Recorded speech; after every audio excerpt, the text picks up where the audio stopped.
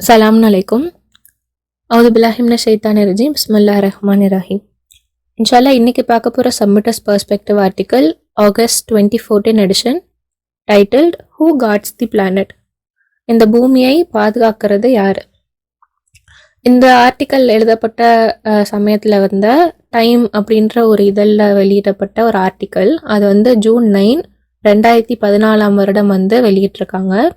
அந்த ஆர்டிக்கலோட தலைப்பு என்னன்னா the man who guards the planet, இந்த கிரகத்தை பாதுகாக்கிற மனிதர்.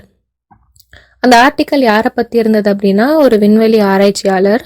அவர் பேர் வந்து டான் யோமான்ஸ். அவரோட முக்கியமான பணி என்னவா இருந்திருக்கு அப்படின்னா, விண்கல் எல்லாத்தையும் பற்றி படிக்கிறது. அது வந்து பூமிக்கு எவ்வளோ அருகில் வருது அப்படின்றத வந்து கணக்கிட்டு எந்த விண்கல்லாம் ரொம்ப பெருசாக இருக்கோ, இல்லாட்டி வந்து பூமிக்கு டேமேஜ் பண்ணுற அளவுக்கு, அதுக்கு எந்த வகையாலையாச்சும் அழிவு ஏற்படுத்துகிற அளவுக்கு கிட்ட வர விண்கல்களை பற்றி படித்து அதை எப்படி வந்து வேறு திசைக்கு வந்து திருப்பலாம் அப்படின்றதுக்கான வழிகளை வந்து ஆராய்ச்சி செய்கிற ஒரு விண்வெளி ஆராய்ச்சியாளராக இருக்கார். அவருக்கும் அவங்களோட குழுக்கும் வந்து ரொம்ப அதிநவீன சாதனங்கள் வந்து வச்சுருக்காங்க. தொடர்ந்து வந்து அவங்க விண்வெளியை ஆராய்ச்சி செஞ்சுட்டு அதை வந்து கவனிச்சுட்டே இருந்திருக்காங்க. 2013 வந்து அவங்க எல்லாமே வந்து என்ன கண்டுபிடிச்சாங்க அப்படின்னா, ரொம்ப பெரிய ஒரு விண்கல். அதோட சைஸ் எப்படின்னா, ஒரு குட்டி பில்டிங் அளவுக்கு பெருசாக இருக்கிற ஒரு விண்கலை பற்றி அவங்க வந்து கண்டுபிடிச்சிருக்காங்க. அதை வந்து நினச்சி அவங்க ரொம்ப சந்தோஷப்பட்டாங்க. ஏன்னா அது வந்து பூமிக்கு ரொம்ப கிட்ட வர ஒரு விண்கல். அது வந்து எந்த அளவுக்கு கிட்ட வருது அப்படின்னா, நம்ம வச்சிருக்க செயற்கைக்கோள்களை விட கிட்ட வர அளவுக்கு வரக்கூடிய ஒரு விண்கல்லாக அது இருக்குது. ஆனால் அவங்க வச்சிருக்க சாதனங்கள் மூலயமா அவங்க என்ன கண்டுபிடிச்சாங்க அப்படின்னா, அது வந்துக்கிட்டு இருக்க பாதையிலேயே அது வந்துச்சு அப்படின்னா அது வந்து பூமியை தாக்காது, பூமியை வந்து லைட்டாக அதை மிஸ் பண்ணி வேறு வழியில் அது வந்து போயிடும் அப்படின்னு வந்து அவங்க கண்டுபிடிச்சிருக்காங்க. ஸோ இந்த கண்டுபிடிப்பை பற்றி அவங்க வந்து ரொம்ப பெருமைப்பட்டாங்க. ஏன்னா வந்து பிரபஞ்சத்தை பற்றி அவங்க எவ்வளோ நல்லா தெரிஞ்சு வச்சுருக்காங்க, என்ன நடக்க போதோ அது வந்து எல்லாமே அவங்களுக்கு தெரியும், பிரபஞ்சத்தை விட அவங்க வந்து மேன்மையானவங்களா இருக்காங்க, நிறைய அறிவுடையவங்களா இருக்காங்க அப்படின்னு அவங்க வந்து ரொம்ப பெருமைப்பட்டாங்க, ரொம்ப சந்தோஷப்பட்டாங்க. ஆனால் அவங்க வந்து பார்த்துக்கிட்டு இருக்கும் போதே அவங்க எவ்வளோ புத்திசாலியாக இருக்காங்க அப்படின்னா, ஒருத்தருக்கு ஒருத்தர் அவங்களே மாற்றி மாற்றி பாராட்டிக்கிட்டு இருக்கும் போது வேற ஒரு விண்கல், அவங்க வந்து கண்டே பிடிக்காத ஒரு விண்கல் வந்து பூமியோட அட்மாஸ்பியருக்குள்ளே வருது. எவ்வளோ வேகத்தில் வருது அப்படின்னா, 1 மணி நேரத்துக்கு 40,000 மைல் வேகத்தில் அது வந்து வருது. 1 மணி நேரத்துக்கு 40,000 மைல்னா சவுண்டோட வேகம், அதாவது சத்தம் ட்ராவல் பண்ணுற வேகத்தை விட 60 டைம்ஸ் அதிகமான ஒரு வேகத்தில் அந்த விண்கல் வந்து வருது. அது வந்து ரஷ்யாவில் இருக்க ஒரு சிட்டிக்கு மேலே வந்து வெடிக்குது. அந்த வெடிப்புனால கண்ணே வந்து தெரியாத அளவுக்கு ரொம்ப பிரகாசமான ஒரு வெளிச்சம் வருது. தூசியும் வாயுவும் நிரம்பிய ஒரு சூடான கிளவுட், ஒரு மேகம் வந்து உருவாகுது. அண்ட் வந்து ரொம்ப சக்தி வாய்ந்த ஒரு அதிர்வலை வந்து ஏற்படுது. ஸோ இந்த அதிர்வலைனால ரஷ்யாவில் இருக்கிற 6 நகரங்களில் இருக்க ஆயிரக்கணக்கான பில்டிங்ஸ், கட்டடங்கள் வந்து டேமேஜ் ஆகுது. அண்ட் வந்து ஒரு 1500 மக்கள் கிட்ட காயமடைகிறாங்க அந்த கட்டடங்கள்லேருந்து வந்த துகள்கள்னால, அந்த கல்கர்னால. இந்த அதிர்வலை வந்து ரஷ்யாவில் மட்டும் உணரப்படலை, மொத்த அறிவியல் ஆராய்ச்சியாளர்கள் எல்லாமே வந்து அந்த அதிர்வை வந்து உணர்ந்தாங்க.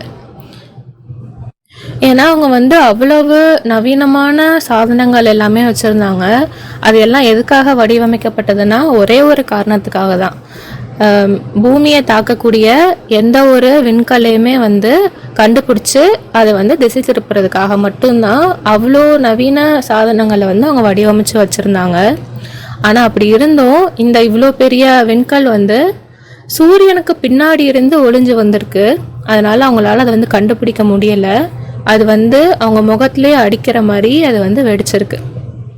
இதுக்கு வந்து யோமான் சொல்கிறாரு, அது வந்து ரொம்ப ஹம்பிளிங்காக, ரொம்ப நம்மளை வந்து தாழ்மைப்படுத்துகிற மாதிரி, ரொம்ப வந்து நம்மளை அடக்கி வைக்கிற மாதிரி இருந்துச்சு அப்படின்னு வந்து அவர் சொல்கிறாரு. சூரா 22 வசனம் 65. பூமியில் உள்ள ஒவ்வொன்றையும் உங்களுக்கு பணி செய்வதற்காக கடவுள் ஆகியிருக்கின்றார் என்பதை நீங்கள் காணவில்லையா? அவருடைய கட்டளைப்படி கப்பல்கள் பெருங்கடலில் ஓடுகின்றன. அவருடைய கட்டளைக்கு ஏற்பவே தவிர விண்ணக பொருட்கள் பூமியின் மீது மோதிவிடாதவாறு அவர் தடுத்து கொண்டிருக்கின்றார். கடவுள் மனிதர்கள் மீது மிக்க கனிவுடையவராக இருக்கின்றார், மிக்க கருணையாளர். சூரா 57:4. அவர்தான் வானங்கள் மற்றும் பூமியை 6 நாட்களில் படைத்தவர், பின்னர் அனைத்து அதிகாரங்களையும் ஏற்றுக்கொண்டவர். பூமிக்குள் நுழைகின்ற ஒவ்வொன்றையும், மேலும் அதிலிருந்து வெளிவரும் ஒவ்வொன்றையும், விண்ணிலிருந்து இறங்கி வரும் ஒவ்வொன்றையும், மேலும் அதில் ஏறுகின்ற ஒவ்வொன்றையும் அவர் அறிவார். நீங்கள் எங்கிருந்த போதிலும் அவர் உங்களுடன் இருக்கின்றார். நீங்கள் செய்கின்ற ஒவ்வொன்றையும் பார்ப்பவராக கடவுள் இருக்கின்றார். சூரா 4:132. வானங்கள் மற்றும் பூமியில் உள்ள ஒவ்வொன்றும் கடவுளுக்கு உரியது. கடவுள் மட்டுமே பாதுகாப்பவர்.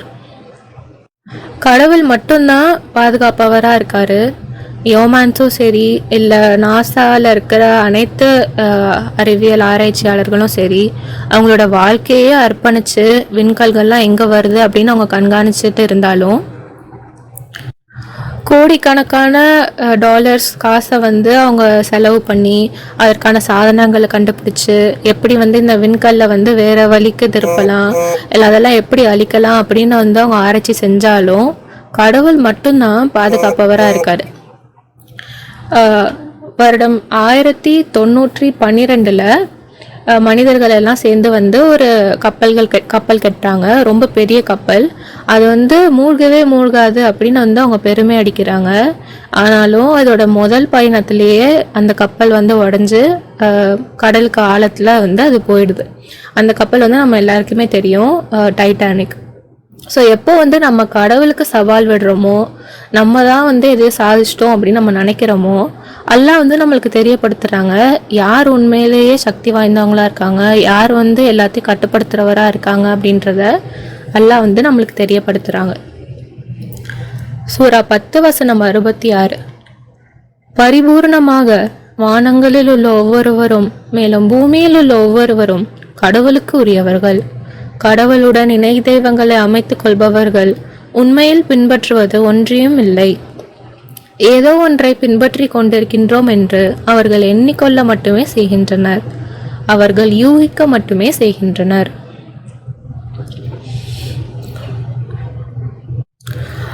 1961 அதாவது 1961 வருடத்திலிருந்து ரஷ்யர்களும் சரி, அமெரிக்கர்களும் சரி, நூற்றுக்கணக்கான மக்களை மனிதர்களை விண்வெளிக்கு அனுப்பி பூமியை சுற்றி வர வைக்கிறாங்க, நிலால இறங்க வைக்கிறாங்க. அண்ட் அதுக்கப்புறம் ஒரு 20 வருஷம் கழிச்சு நிறைய விண்கல மிஷன்ஸ், ஸ்பேஸ் ஷட்டில் மிஷன்ஸை ஆரம்பிக்கிறாங்க. ஒரு 20க்கும் மேற்பட்ட இந்த மிஷன்ஸை ஆரம்பிக்கிறாங்க. விண்வெளியிலேயே ஆராய்ச்சி செஞ்சு செயற்கைக்கோள்களை செலுத்தி விண்வெளியில் மக்களை நடக்க வச்சு திரும்ப பூமிக்கு கொண்டு அவங்கள பத்திரமா இறக்குற மாதிரி ஆனால் மிஷன்ஸை அவங்க ஆரம்பிக்கிறாங்க. இதெல்லாம் பண்ணும்போது மனிதர்களை யாராலையுமே தடுக்க முடியாது, யாருமே நம்மளை நிறுத்த முடியாது அப்படின்றத மாதிரி நம்ம உணர்ந்தோம். ரொம்ப ஒரு ஃபேமஸான, ரொம்ப பிரபலமான ஒரு ஷட்டில் மிஷன் என்னதுன்னா, அது ஒரு ஆசிரியர் கிறிஸ்டா மெக்காலிஃப் அப்படின்றவங்க போன ஒரு மிஷன் தான். ஆனால் அந்த மிஷன் என்ன ஆகுது அப்படின்னா, ஒரு சின்ன ப்ராப்ளம், ஓரிங் அப்படின்னு அதை சொல்கிறாங்க. அந்த சின்ன ப்ராப்ளமால் அந்த ஸ்பேஸ் ஷட்டில், அந்த விண்கலமே வெடிச்சிருது. அது பறக்க ஆரம்பிச்சு 1 நிமிஷத்துக்குள்ளே அந்த சேலஞ்சர் அப்படின்னு பெயர் கொண்ட அந்த விண்கலம் வெடிக்குது. மறுபடியும் நம்ம நம்மளோட ஈகோவில் அகப்பட்டோம். நம்ம அந்த விண்கலத்து கூட சேலஞ்சர் அப்படின்னு பெயர் வைக்கிறோம், அதாவது சவால் விடுறவங்க அப்படின்னு. யாருக்கு நம்ம சவால் விடுறோம்? கடவுளுக்கா? அவர் நம்ம செய்கிற ஒவ்வொன்றையும் முற்றிலும் அறிஞ்சவராக இருக்கார். ஒவ்வொரு ஃப்ளைட்டை பற்றியும் அவர் முற்றிலும் அறிஞ்சவராக இருக்கார். சூரா 3:5. பூமியின் மீதோ அல்லது வானத்திலோ எந்த ஒன்றும் கடவுளுக்கு மறைவானதல்ல. நம்மளுக்கு கிடைச்ச ஒவ்வொரு வெற்றியும் அவருடைய நாட்டத்திற்கு இணங்க தான் உள்ளது. அண்ட் ஒவ்வொரு கிராஷும், ஒவ்வொரு ஃபெயிலியரும், நம்ம தோற்று போகிற ஒவ்வொரு மிஷனும் அவருடைய நாட்டத்திற்கு இணங்க தான் இருக்குது. சூரா 34:2. பூமிக்குள் செல்லும் ஒவ்வொன்றையும் மற்றும் அதிலிருந்து வெளிவரும் ஒவ்வொன்றையும், மேலும் வானத்திலிருந்து இறங்கி வரும் ஒவ்வொன்றையும் மற்றும் அதில் ஏறும் ஒவ்வொன்றையும் அவர் அறிகின்றார். அவர்தான் மிக்க கருணையாளர், மன்னிப்பவர். ஸோ அந்த டைம் ஆர்டிக்கலில் என்ன சொல்லியிருந்தாங்க அப்படின்னா, யோமான்ஸும் அவரோட வேலை பார்த்தவங்களும் என்ன நம்பினாங்கன்னா, ஒரு விண்கல் அது பூமியை தாக்குற மாதிரியான திசையில் அது வந்துச்சு அப்படின்னா, அது அவங்களால அது கொஞ்சம் தள்ளி விட முடியும். அப்படி அவங்க கொஞ்சம் அதை நகர்த்துறதன் மூலயமா அதோட டைரக்ஷனே, அதோட திசையே அவங்களால மொத்தமாக மாற்ற முடியும் அப்படின்ற மாதிரி அவங்க சொல்லியிருந்தாங்க. ஸோ இதில் என்ன பிரச்சனை அப்படின்னா, அந்த ஆஸ்ட்ராய்டை ஃபஸ்ட்டு கொஞ்சம் தள்ளணும் இல்லையா? அப்படி தள்ளும் போது அது ரொம்ப தூரத்தில் இருக்கும் போதே நம்ம அதை கண்டுபிடிச்சி அது தள்ளணும். அப்போ தான் பூமி கிட்ட வரும்போது அது ஃபுல்லாக வேறு திசையில் போகிற மாதிரி நம்மளால் அதை அமைக்க முடியும். ஸோ யோமான்ஸோட எஸ்டிமேட் படி, அவரோட கணிப்பு படி என்னென்னா, ஒரு 10 வருஷம் முன்னாடியாச்சு நம்மளுக்கு அந்த விண்கலை பற்றியும் அது எங்கே வருது அப்படின்றத பற்றியும் நம்மளுக்கு தெரியணும். அப்போதான் அந்த அழிவை நம்மளால் தவிர்க்க முடியும் அப்படின்னு அவர் சொல்கிறாரு. நமக்கு தெரியும், யோமான்ஸும் சரி நாசாவும் சரி, அவங்க இந்த கிரகத்தோட, இந்த பூமியோட பாதுகாவலர்கள் கிடையாது. கடவுள் மட்டும்தான் பாதுகாப்பவராக இருக்கார். அவர் தான் இது எல்லாத்தையும் படைச்சாரு, பூமியும் சரி எல்லா பிரபஞ்சத்தையும் சரி. அண்ட் அவ்வளோ ஆயிரக்கணக்கான லட்சக்கணக்கான விண்கல்கள் இருந்தாலும் அது எல்லாத்தையும் தாங்குற மாதிரி, அது எல்லாம் இருந்தாலும் அது பூமியை தாக்காத மாதிரி பாதுகாக்கக்கூடியவராக அவர் தான் இருக்கார். சூரா 35 வசனம் 41. கடவுள் தான் வானங்கள் மற்றும் பூமியை அவை மறைந்து விடாதவாறு பிடித்து கொண்டிருப்பவர். வேறு எவரேனும் ஒருவர் அவற்றை பிடிப்பதாக இருந்தால் மிகவும் உறுதியாக அவை மறைந்து போய்விடும். அவர் கனிவானவர், மன்னிப்பவர். ஒவ்வொரு நொடியும் 100 கோடி கணக்கான விண்கல்கள் பூமிக்கு ஸ்பேஸோட டிஸ்டன்ஸ் அப்படின்றத பற்றி பார்க்கும்போது ரொம்ப கிட்டக்க போயிட்டு வந்துட்டுருக்கு. அந்த விண்கல்கள் ஒரு பேஸ்பால் அளவுக்கு இருக்கலாம், இல்லை ஒரு பெரிய சிட்டி அளவுக்கு கூட பெருசாக இருக்கிற விண்கல்கள் பூமியை கடந்து போயிட்டு இருக்கு. ஒவ்வொரு நாளும் அட்லீஸ்ட் ஒரு சின்ன துகளாச்சு இல்லை ஒரு பீஸாச்சு பூமியைக்குள்ளே வருது. அண்ட் கடவுளுடைய வடிவமைப்பு படி பூமி அதை தாக்குறதுக்கு முன்னாடியே அது எரிஞ்சு போயிடுது. அண்ட் எப்பயாச்சும் இருக்க, ஃபார் எக்ஸாம்பிள் 65 மில்லியன் வருடங்களுக்கு முன்னாடி அந்த டைனோசர்கள் எல்லாம் அழிச்ச ஒரு விண்கல் வந்துச்சுல்ல, அந்த மாதிரி. இல்லாட்டி ஒரு 50,000 வருடங்களுக்கு முன்னாடி ஆரிசோனாவில் அந்த பள்ளம் ஏற்படுத்தின அந்த விண்கல் மாதிரி. இல்லாட்டி இப்போ பார்த்த மாதிரி அந்த ரஷ்யாவில் வந்த விண்கல்கள் மாதிரி சிலது பூமிக்குள்ளே வருது. அண்ட் இது எல்லாத்தையுமே கடவுள் தான் கட்டுப்படுத்துகிறவராக இருக்கார். அவர் தான் முழுமையான கட்டுப்பாட்டு உடையவராக இருக்கார். அது எந்த வேகத்தில் வரணும், எங்கே அது விழணும், எப்படிப்பட்ட அழிவை ஏற்படுத்தணும் அப்படின்றத ஃபுல்லாக கடவுள் தான் கட்டுப்படுத்துகிறாரு. சூரா 20 வசனம் 6. வானங்கள் மற்றும் பூமியில் உள்ள ஒவ்வொன்றும், மேலும் அவற்றிற்கிடையில் உள்ள ஒவ்வொன்றும், மேலும் மண்ணிற்கு அடியில் உள்ள ஒவ்வொன்றும் அவருக்குரியவை. சூரா 27 வசனம் 75. வானங்கள் மற்றும் பூமியில் கடவுளிடமிருந்து மறைக்கப்பட்டவை எதுவும் இல்லை, ஒவ்வொன்றும் ஆழ்ந்ததொரு பதிவேட்டில் உள்ளது. சூரா 48 வசனம் 7. வானங்கள் மற்றும் பூமியில் உள்ள அனைத்து படைகளும் கடவுளுக்கு உரியவை. கடவுள் சர்வ வல்லமை உடையவர், ஞானமிக்கவர். அல்லாஹ் ஒரு விண்கல் பூமியை தாக்கணும் அப்படின்னு நாடினார்னா, அந்த விண்கல் மூலயமா இந்த ஆழ்ந்ததொரு புகை வரணும் அப்படின்னு அவர் நாடினார் அப்படின்னா, அதை தடுக்கிறதுக்காக நம்மளால் எதையுமே செய்ய முடியாது. சூரா 16 வசனம் 77. இந்த வாழ்வு மிகவும் குறுகியது. வானங்கள் மற்றும் பூமியின் எதிர்காலம் கடவுளுக்கு உரியது. அவரை பொறுத்தவரை உலகின் முடிவு அந்நேரம் ஒரு கண் சிமிட்டலுக்கு அப்பால் அல்லது அதைவிடவும் மிக அருகில் உள்ளதை போன்றதாகும். கடவுள் சர்வ சக்தி உடையவர்.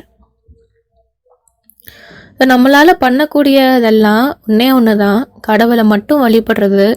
அவருடைய சக்தி எவ்வளவு அச்சுறுத்துகின்றதா இருக்கு, எவ்வளவு பிரம்மாண்டமானதா இருக்கு அப்படின்றத வந்து அப்ரிஷியேட் பண்றது, நன்றி செலுத்துறது. அண்ட் அவரோட கருணை வந்து எவ்வளவு அளவற்றதா இருக்கு அப்படின்றத பத்தி நம்ம நன்றி செலுத்துறது மட்டும்தான் நம்மளால பண்ணக்கூடிய ஒரே விஷயம். அண்ட் நம்ம எப்பவுமே ஞாபகம் வச்சுக்கணும், அவர் தான் படைப்பாளராக இருக்காரு அண்ட் அவர் மட்டும்தான் நம்மளை வந்து பாதுகாக்கிறவராக இருக்காரு. சூரா 39:67. கடவுளின் மகத்துவம். கடவுளின் மகத்துவத்தை அவர்கள் ஒருபோதும் முழுமையாக அறிந்து கொள்ள முடியாது. மீண்டும் உயிர்ப்பித்தெழுப்பப்படும் நாளன்று முழு உலகும் அவருடைய கைப்பிடிக்குள் இருக்கும். உண்மையில் பிரபஞ்சங்கள் அவருடைய வலக்கரத்திற்குள் மடிக்க வைக்கப்பட்டுள்ளது. அவர் துதிப்பிற்குரியவர். பங்குதாரர்கள் தேவைப்படுவதை விட்டும் அவர் மிகவும் உயர்ந்தவர். அந்த வசனத்திற்கான ஃபுட் நோட்: 100 கோடியிலான பால்வெளி மண்டலங்களுடனும் 100 கோடி நட்சத்திரங்களுடனும் எண்ண முடியாத பல்லாயிரக்கணக்கான கோடி விண்ணகப் பொருட்களுடனும் பல 100 கோடி ஒளி வருடங்கள் பயணிக்க வேண்டிய அளவு பறந்து விரிந்திருக்கும் நமது பிரபஞ்சமானது 7 பிரபஞ்சங்களில் மிகவும் உள்ளமைந்ததாகவும் மேலும் மிகவும் சிறியதாகவும் உள்ள ஒன்றாகும். 7 பிரபஞ்சங்களின் அறிந்து கொள்ள முடியாத இந்த மிகப்பெரிய பரப்பு கடவுளின் கரத்தினுள் உள்ளது. கடவுளின் மகத்துவம் இத்தகையதாகும். பின்னிணைப்பு 6 பார்க்கவும். சூரா 7:54. உங்கள் இரட்சகர்தான் ஒரே கடவுள். அவர் வானங்கள் மற்றும் பூமியை 6 நாட்களில் படைத்து பின்னர் அனைத்து அதிகாரங்களையும் ஏற்றுக்கொண்டார். பகலை விடாமல் பின்தொடர்ந்தவாறே இரவு அதனை முந்துகின்றது. மேலும் சூரியன், சந்திரன் மற்றும் நட்சத்திரங்கள் ஆகியவை அவருடைய கட்டளைக்கு ஏற்ப பணியாற்றும்படி செய்யப்பட்டன. பரிபூர்ணமாக அவர் அனைத்து படைப்புகளையும் மேலும் அனைத்து கட்டளைகளையும் கட்டுப்படுத்துகின்றார். பிரபஞ்சத்தின் இரட்சகரான கடவுள் மிகவும் உயர்ந்தவராக இருக்கின்றார். அல்ஹம்துலில்லாஹ். இந்த ஆர்டிக்கலோட ஆத்தர் பேர் லிடியா. அஸ்ஸலாமு அலைக்கும்.